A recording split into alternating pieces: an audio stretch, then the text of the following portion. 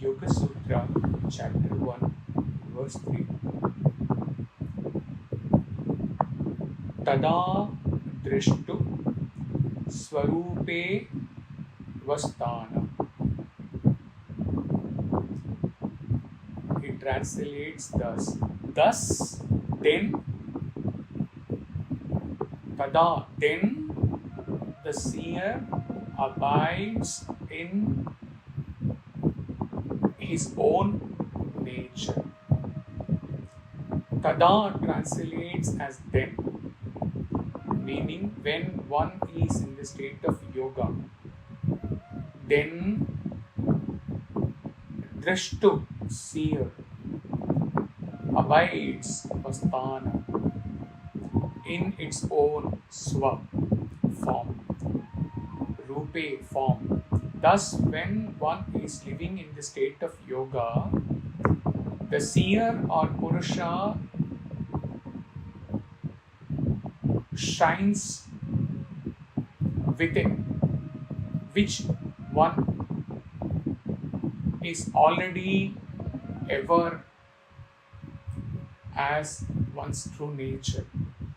It is no longer hidden by the agitations of Prakriti, which have been resolved. Bhagavan Vyasa says for this verse, at that time, as pure consciousness, the seer abides in his own self or in its own self as it does in the state of liberation. Complete cessation of all fluctuations is the state of Kalkaivalya. In this state, mind disappears, never to appear again.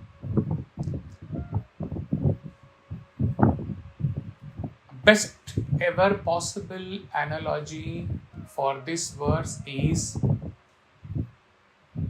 an analogy which he often repeats, taken from Hari Subramaniam's talk in 2003 in Muscat.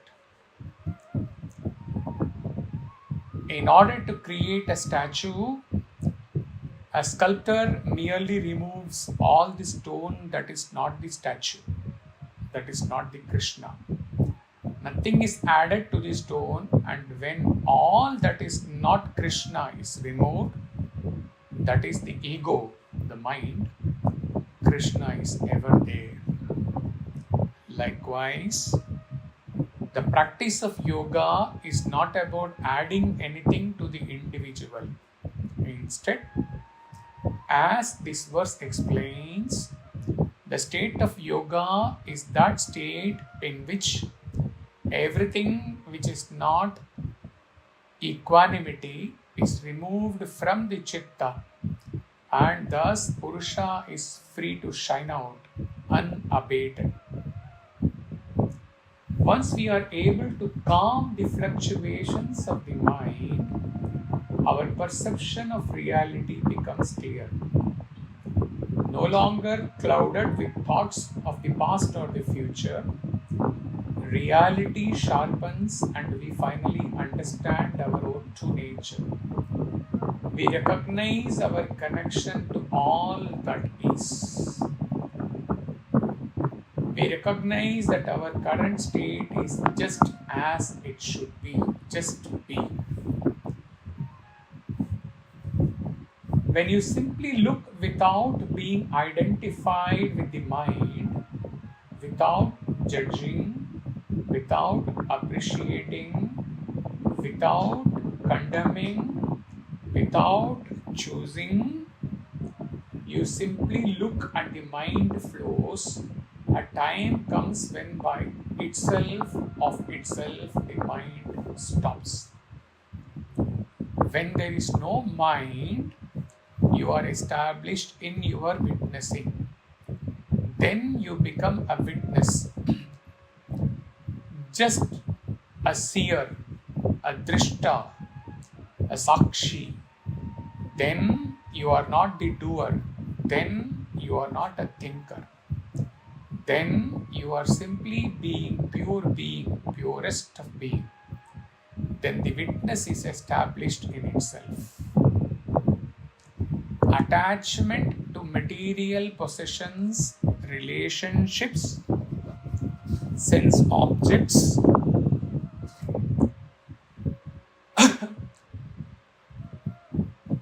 clouds our perception and anchors us to our limited egoic identity. The practice of detachment or vairagya is essential in reducing our mental fluctuations. When we let go of our attachments, we no longer derive our sense of self-worth from external sources or cling on to transient experiences.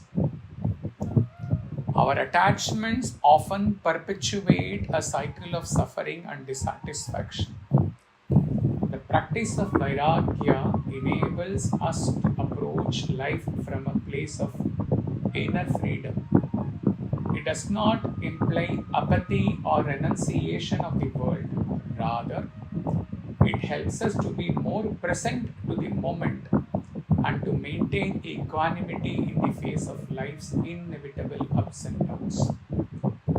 This positive aspect of vairagya is called as non-attachment and not detachment. How the state of abiding in one's own nature is achieved through various paths. Let us look at the various paths one by one and how we reach the state of abiding in one's own nature as per this Yoga Sutra verse. The path of Jnana Yoga. This path is a quest for spiritual knowledge and wisdom. At the core of this exploration lies self-inquiry or Atma Vichara. This introspective practice invites seekers to deeply examine their essential nature. One ponders profound questions such as, who am I?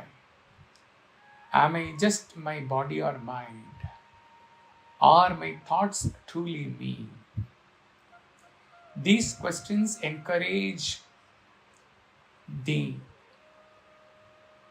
sadhaka to cultivate viveka, to differentiate the real bit from the unreal. Through rigorous self-inquiry, the layers of false identification and spiritual ignorance, those woven from past experiences, begin to unravel.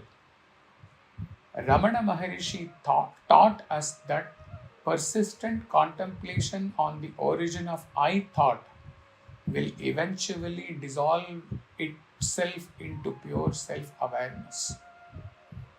Instead of identifying with the ever-changing landscape of our thoughts, we become the steadfast observer, the witness that experiences life, yet remains unaffected by its fluctuations.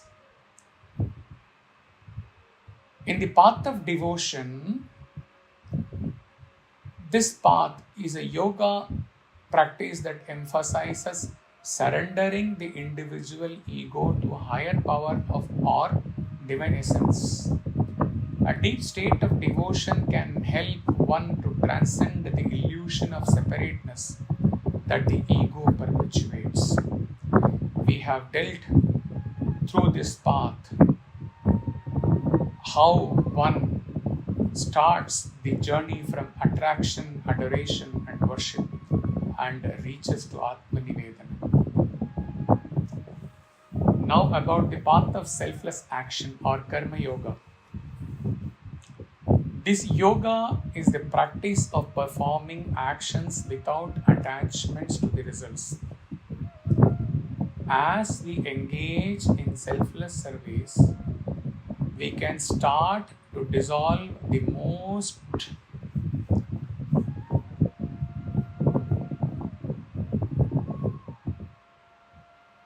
thoughts of I and mine.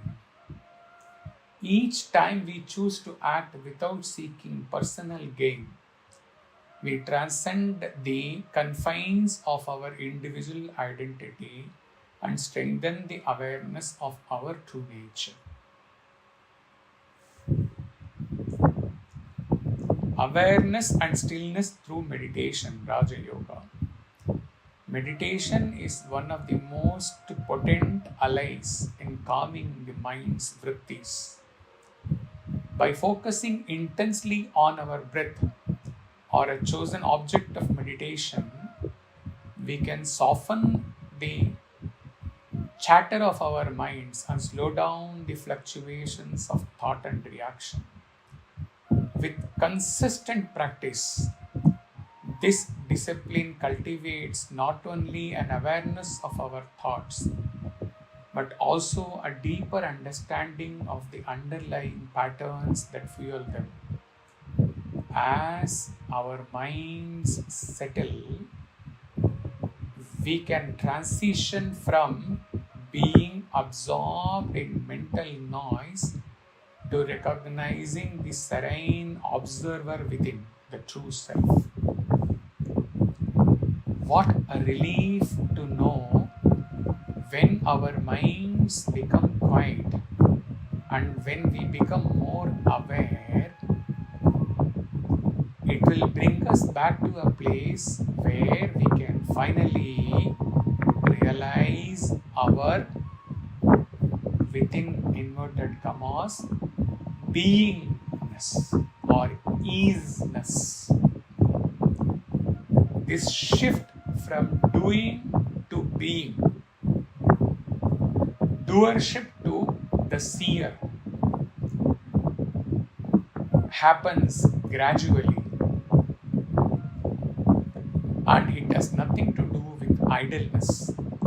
It is a perpetual shift that changes our very interaction with life and with the people and situations we encounter. The path to self-realization, as outlined in this sutra, involves a deep commitment to meditation practice, self-inquiry, devotion, and detachment. This journey requires diligence, as the mind's fluctuations, known as vrittis, are deeply embedded patterns. These mental shifts, as thoughts, emotions, and sensory experiences, binds us to a narrow identity, one heavily influenced by external situations and the approval of others. When we recognize the drashta, the seer within us, we tap into our own true nature, innate divine nature. In this state of witness consciousness, we begin to distinguish between the transient nature of our thoughts and emotions and the eternal essence of our being. The mantra is a shift from doing to being. This process is akin to calming a turbulent sea. As the waters settle, we begin to glimpse the clarity beneath the surface. In this state of stillness, the true self emerges, revealing itself as pure consciousness, free from distortions of the mind. It is interesting to observe that the preceding verse of the Yoga Sutra, the second verse in the first chapter, is what has been dealt extensively in the MBCA session, Yoga's Chitta Vritti Nirodha. That is, when the endless mental fluctuations and modifications, vritti, which characterize material consciousness, are suspended or arrested, this is what is known as yoga. And what this verse says, upon achieving the conditions of yoga, we start from where we, in the earlier verse, we defined the yoga. And here we say, upon achieving the condition of yoga, the seer abides in his own spiritual nature. How beautifully these two sutras are sequenced. When, through practice of yoga,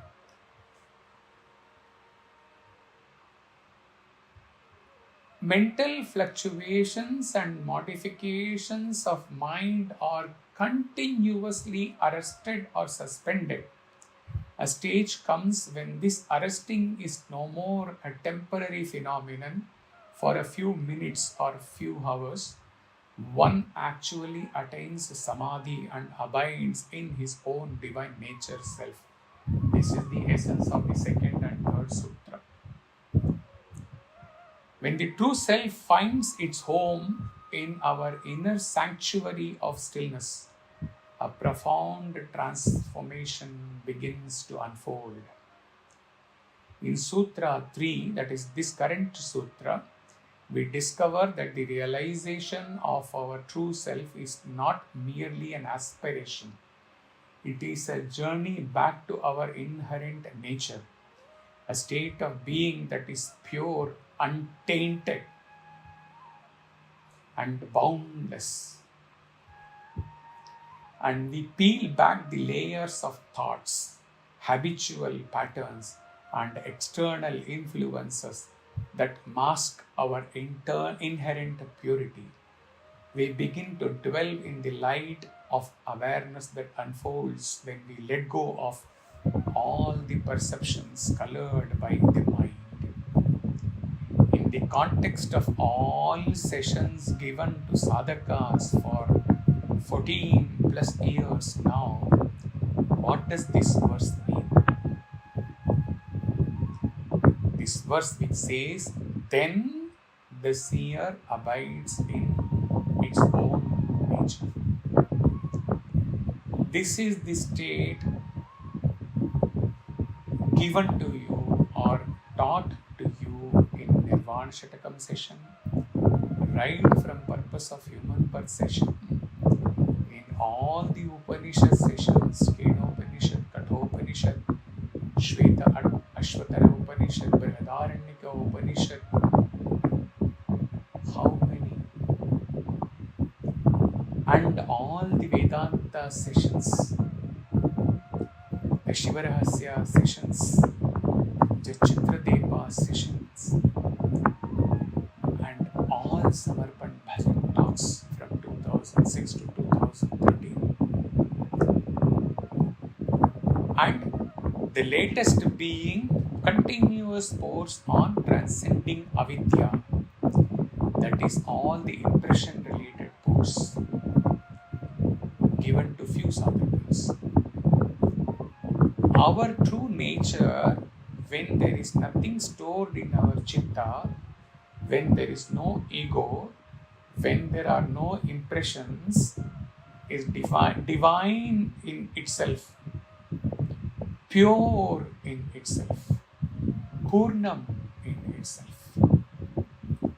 Abiding in our true nature means to exist in Sahaja Samadhi with no thoughts that we ever had avidya, no thoughts that we ever were a normal human beings, no thoughts that we had an ego, no thoughts that we ever did sadhana, no thoughts that we experienced awareness of awareness, never. Seated in temple last Saturday, this state was the same state.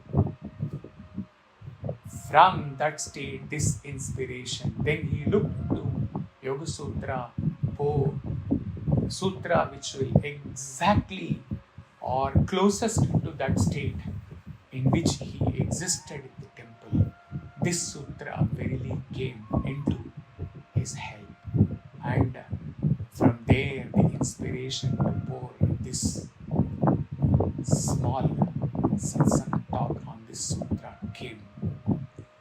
He doesn't know whether even a single aspirant will sincerely take up Shravana Manana Nididhyasana on this sutra.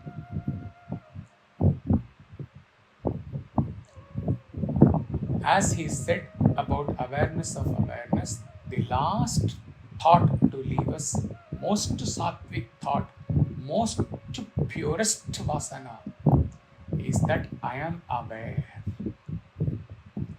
is that I am not having any other thought, is that I am existing as subject. When this awareness of awareness leaves us prostrating to our pure divine state, that is the Nirvikalpa Samadhi state, or when you are in creation, Sahaja Samadhi state. This verse to be noted that Maharishi Patanjali chose to give this verse in the very beginning of Yoga Sutra, Patanjali's Yoga Sutra. Third verse in the first chapter.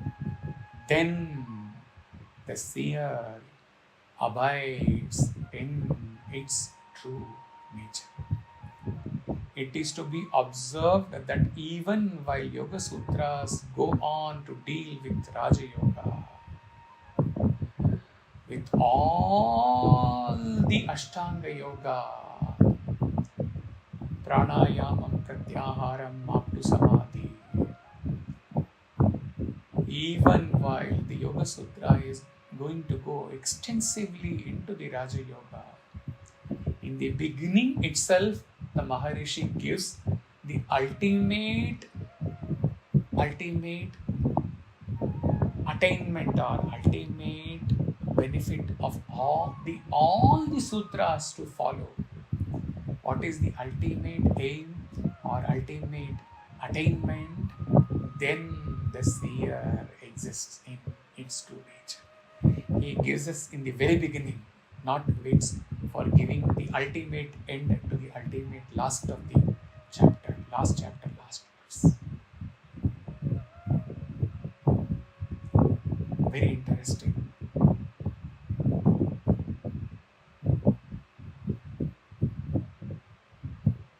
As he often ends, many Yahoo group posts, then Viber posts, then WhatsApp posts, then YouTube posts. The famous line, what more do I say? Hari Om. That's all.